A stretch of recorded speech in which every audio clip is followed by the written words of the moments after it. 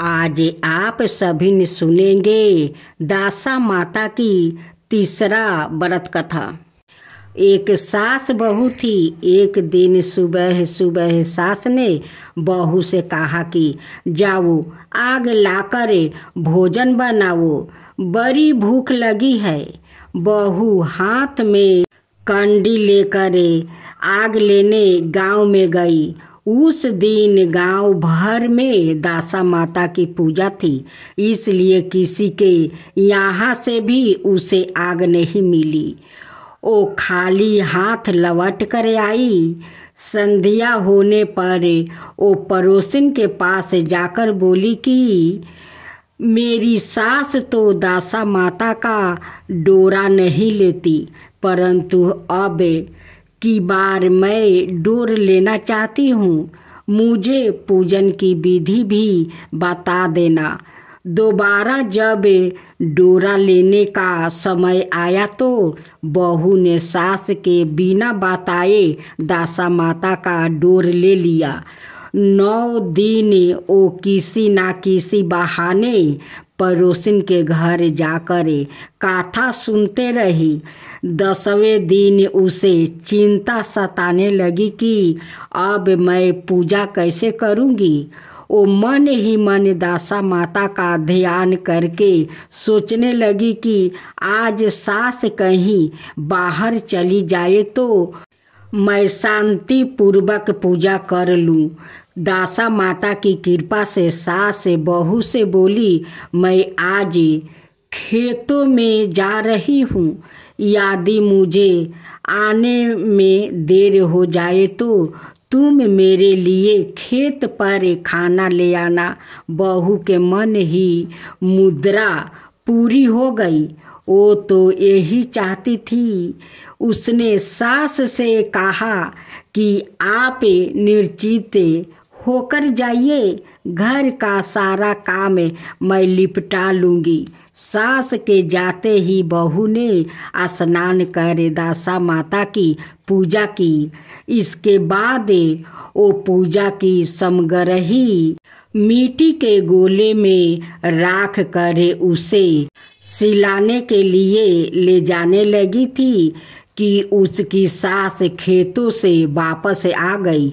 सास को देखकर बहू ने जल्दी से उस गोले को मटकी में छिपा दिया। उसने सोचा कि उचित समय पर गोले को दही से निकाल कर बरजीर्त करे आऊँगी। सास ने आते ही बहू से कहा, तुम मुझे खाना देने क्यों नहीं आई? अब तक क्या कर रही थी? बहू ने कहा कि आज मैंने सर के बाल धोए थे, उनके सूखने में देर लग गई, इससे कारण भोजन बनाने में देर हो गई। मैं थाली लगाती हूँ, आप गुस्सा त्याग कर भोजन कीजिए। सास का गुस्सा कुछ ठंडा हुआ। वो पैर धोकर चौखट पर बैठी ही थी कि उसका बेटा भी आ गया। वो भी माता के साथ भोजन करने बैठ गया। सास भोजन करके उठना ही चाहती थी कि उसका बेटा बोला, मुझे तो दही चाहिए। सास ने बहू से दही देने के लिए कहा। बहू बोली, मैं रसोई में हूँ, आप ही इन्हें दही दे दे। सास हाथ धोकर दही लेने गई, परंतु जैसे ही उसने छाछ की मटकी उठाई तो उसने कुछ खरखराने की आवाज आई। उसने हाथ डाल कर देखा तो उसके एक बड़ा सोने का गोला मिला।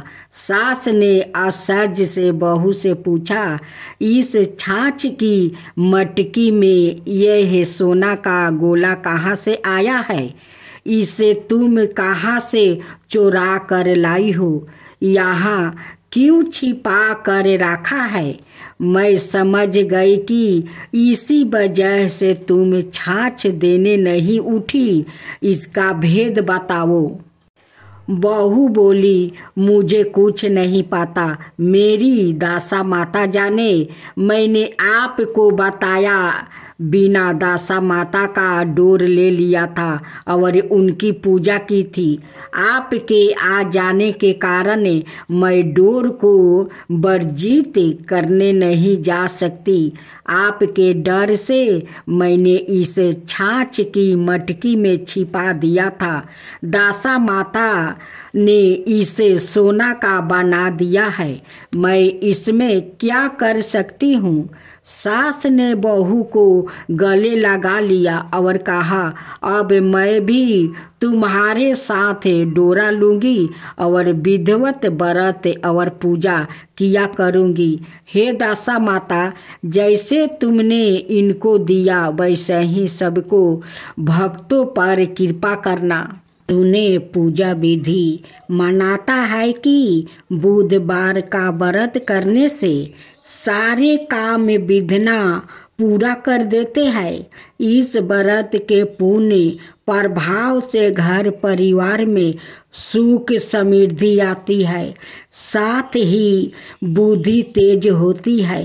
कहते हैं जो व्याकित लगातार 7 बुधवार व्रत कर भगवान गणेश की विधि विधान से पूजा करता है, उसके घर में अन्न के भंडार और धन की कोई कमी नहीं रहती है।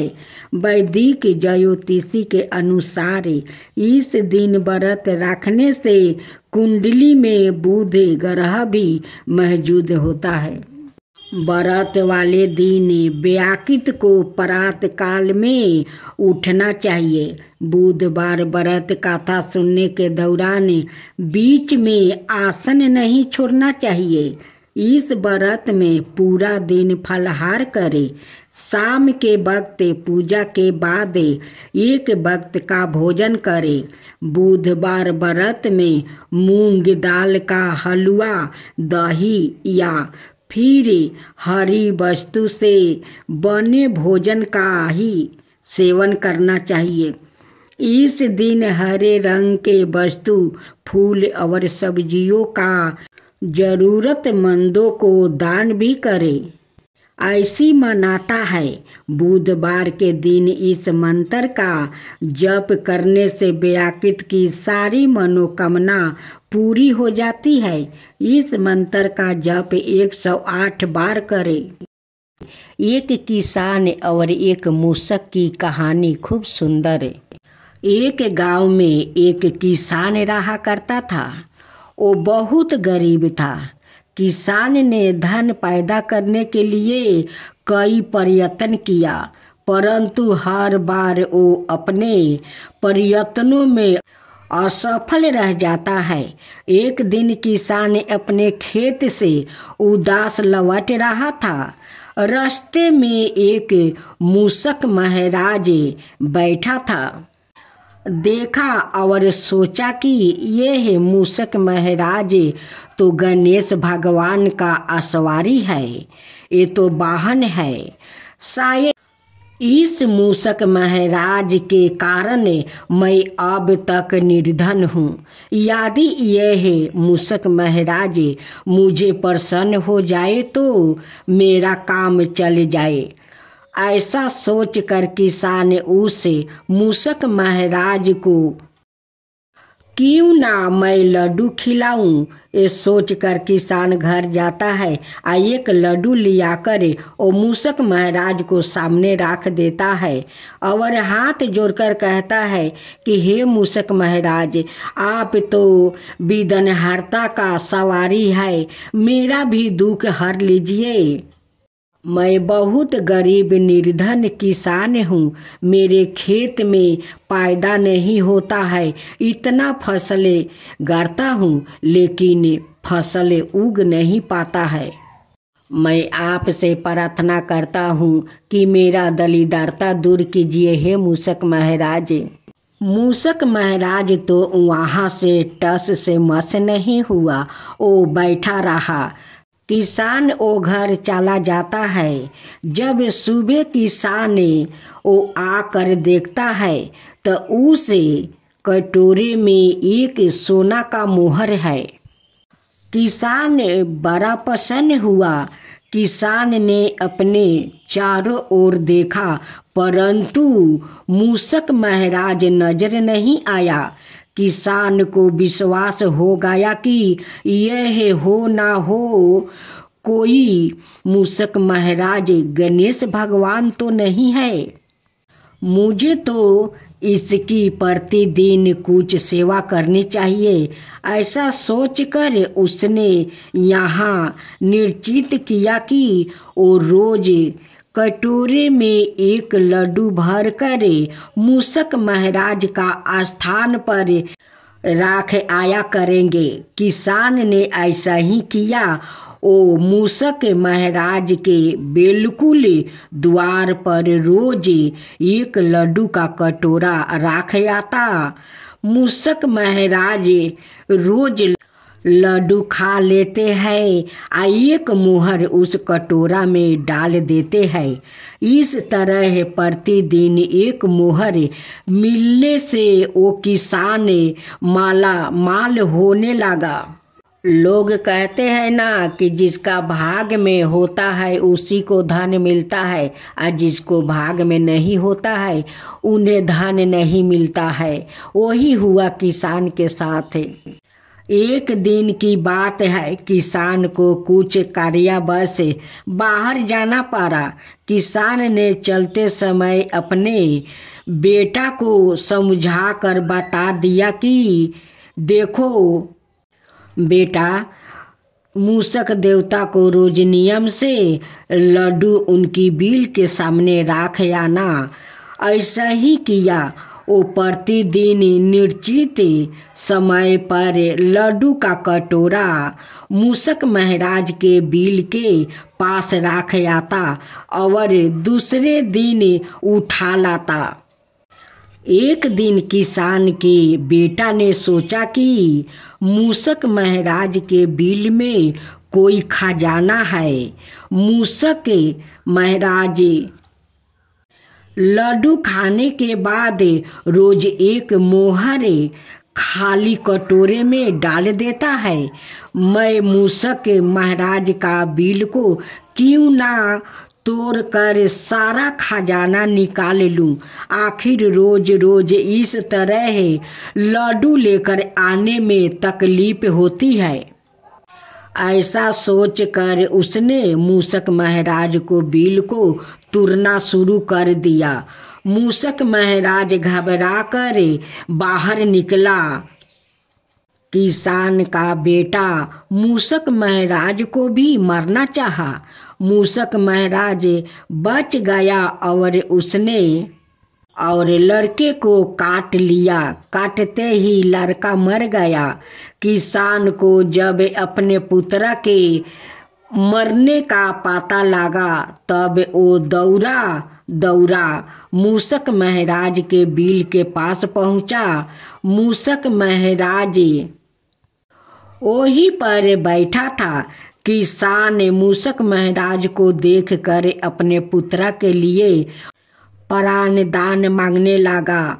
मूषक महाराज बोला, अरे किसान, जो दूसरों को नुकसान पहुंचाकर अपना फायदा करना चाहते हैं उनका यही हाल होता है।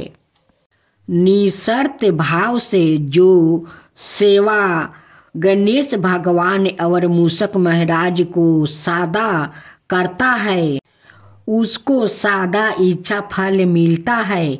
किसान रोता हुआ अपने घर लौट आया। किसान बाजार जाता है, एक मिट्टी का गणेश और मिट्टी का मूषक महाराज खरीद कर घर में लाता है और उन्हें श्रद्धा भक्ति से वो पूजा करता है।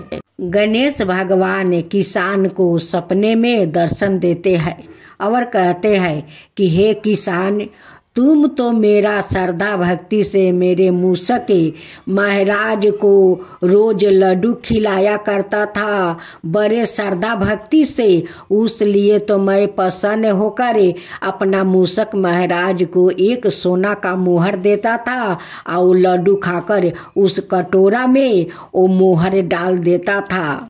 लेकिन तुम्हारा लड़का का तो लोभ हो गया कि उस बिल में लगता है धन है, उस लिए वो बिल को भी तोड़ दिया और मेरे मूसक महाराज वाहन को वो मारना चाहा। उसी कारण मेरे मूसक महाराज तुम्हारा बेटा को काट लिया। तुम्हारा बेटा मारा हुआ नहीं है, वो मूर्छित पड़ा है। जब किसान को आंख खुला तो वो कहने लगा कि ये तो सपना है, सपने में गणेश भगवान आए थे और मुझे ऐसे ऐसे बात कह गए। मैं जाकर देखूं तो कि मेरा बेटा मूर्छित पड़ा है और ना जीवित है। जब किसान जाकर देखता है कि उनकी बेटा उसी बिल के पास बैठा हुआ है, किसान देखकर बहुत प्रसन्न हो गया और बार बार गणेश भगवान और मूसक महाराज को वो धन्यवाद देने लगा और कहने लगा कि हे गणेश भगवान, मैं रोज आपका घर में पूजा करूँगा, रोज मूसक महाराज को लड्डू को भोग लगाऊंगा, आपका मोदक और लड्डू का भोग लगाऊंगा और श्रद्धा भक्ति से आपका पूजा करूंगा, हे गणेश भगवान। तब से किसान गणेश भगवान को घर में अपना पूजा करने लगा, मूसक महाराज को भी करने लगा। अब तो किसान का खेत में बहुत सारा अन्न आबादी होने लगा, घर में धान भरने लगा। अब तो किसान गरीब से अमीर बन गया। तो हे गणेश भगवान, जैसे आप उस किसान पर कृपा किया वैसा ही सबका ऊपर करना। जो आपका कथा कहे, जो सुने, जो हुंकार भरे, उन सबका ऊपर कृपा करना। हे गणेश भगवान, सबका ऊपर कृपा करना। हे मूसक महाराज, सबका ऊपर कृपा करना।